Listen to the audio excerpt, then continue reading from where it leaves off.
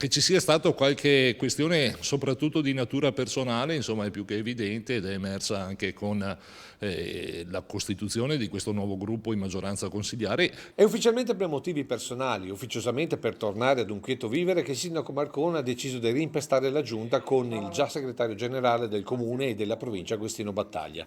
Bassanese di Cassola, con la firma di questa mattina, la prima giunta del dopo rimpasto, sarà il responsabile dell'urbanistica ed edilizia privata, patrimonio e partecipate.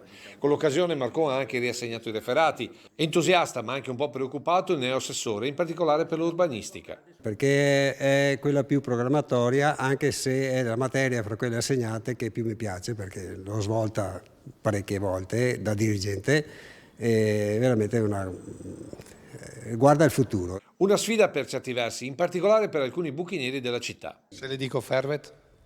Fervet è è uno dei bei problemi o anche delle risorse della città, perché trasformare i problemi in risorsa è un'arte. Come la politica del resto, che è l'arte della mediazione e che, in questo caso, con le dimissioni di Roberto Filippetto, riporta il sereno in comune a Castelfranco anche con le garanzie della diaspora in maggioranza. I quali però hanno garantito a questa maggioranza il loro supporto e in condivisione e in trasparenza di poter lavorare assieme, quindi io credo che non ci saranno problemi per il futuro.